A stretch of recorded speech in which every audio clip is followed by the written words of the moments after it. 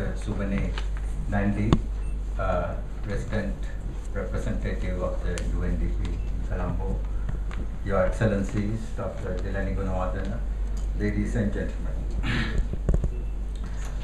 Let me first start with the essence of the report, which was very well captured by both Dr. Nandi and Douglas Kerr.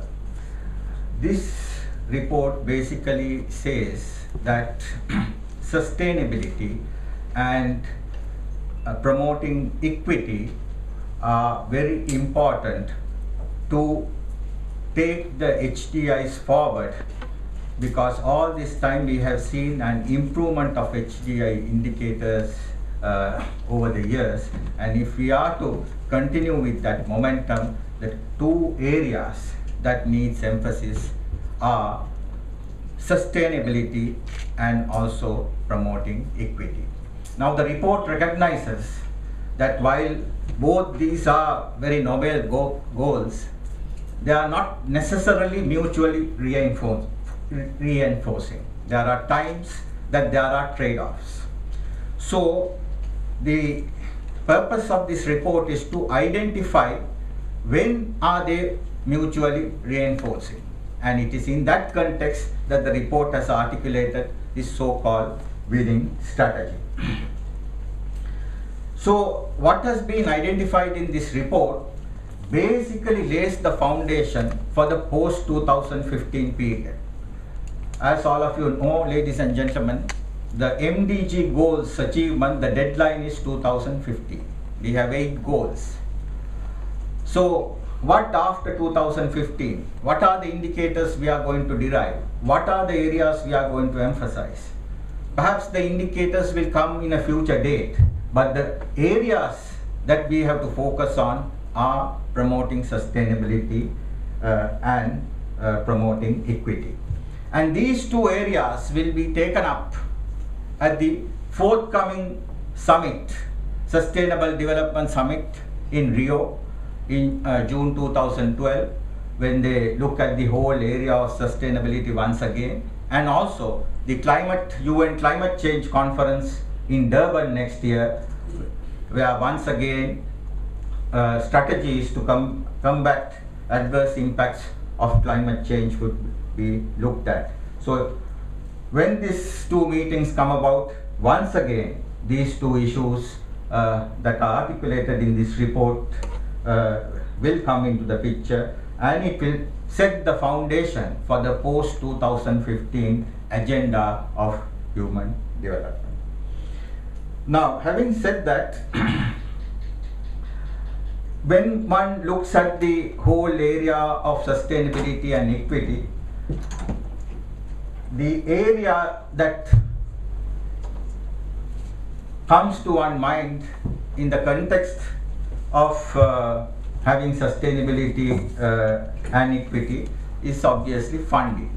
Without funding, you cannot go ahead with either having sustainability or for that matter equity.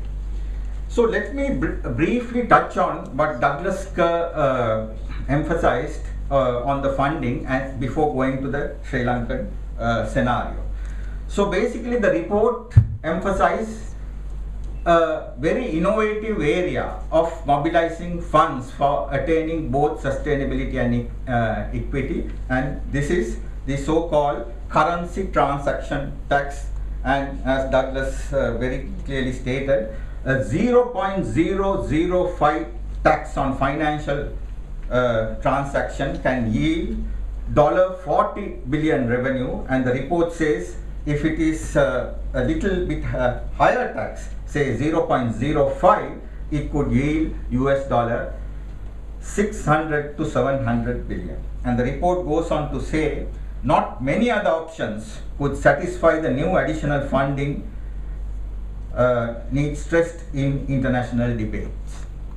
So this is a very innovative strategy, and in fact it had been in the agenda since 1994 Human Development Report, but it had not been picked up till the current global economic recession. And the report says, the report shows that most G20 countries have already implemented a financial transaction tax, and the IMF has confirmed the administrative feasibility of a broader tax. So that is one way that the report has suggested how to go about in mobilizing funds at the global level to support sustainability and equity.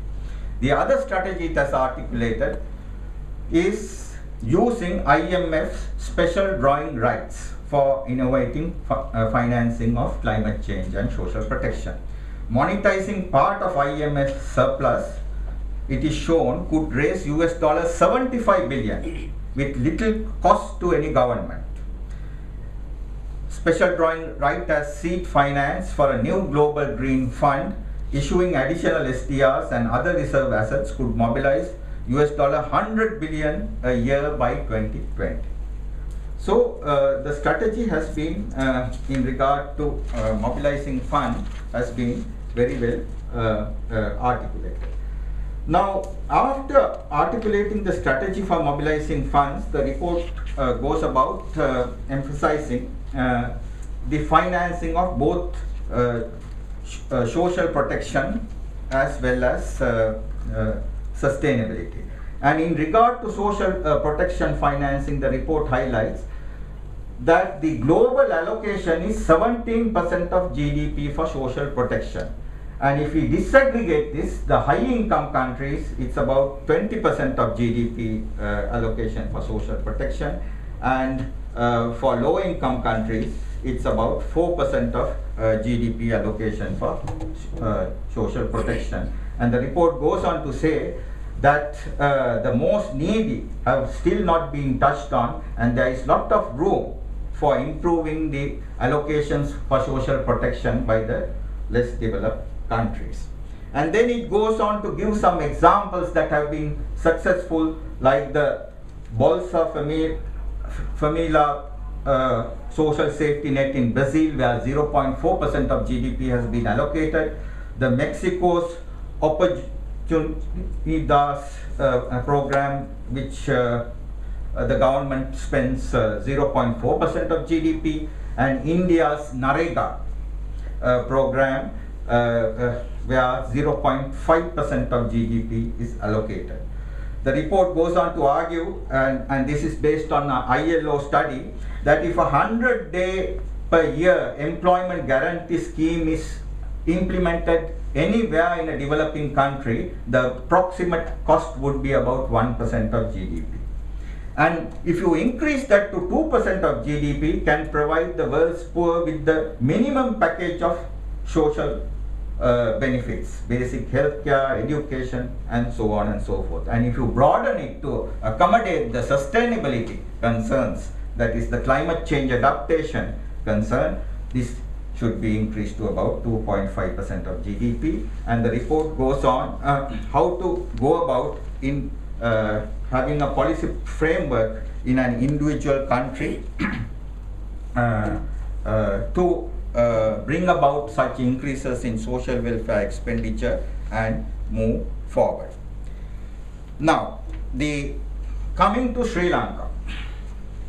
Now, the good news for Sri Lanka is, as the minister very correctly pointed out of 187 countries, Sri Lanka ranks 97th in the world, one position higher than its rank in 2010. And how would Sri Lanka first of all look at this whole area of currency, the mobilization of funds for this social safety net programs? Here, of course, one thing that we have to emphasize is that one has to understand the logic of this UNDP UN report, why it is suggesting this currency transaction tax. Because if one looks at globalization today, unlike in the early days, today globalization is driven more by global finances than trade. Until about 1980, trade was the main driver of globalization, import, exports and related things to international trade like entrepot. But today, with so much of new financial instruments being developed, the financial transactions are so huge, and that even a 0.005% tax can generate huge money. I think this fact has been very well recognized. And if an individual country imposes this tax without it being a multilateral tax, then of course it will call for international arbitrage. So if this tax is going to be implemented by less developed countries, it cannot be done by an individual country or regionally, but it should be done multilaterally. Then only the questions of arbitrage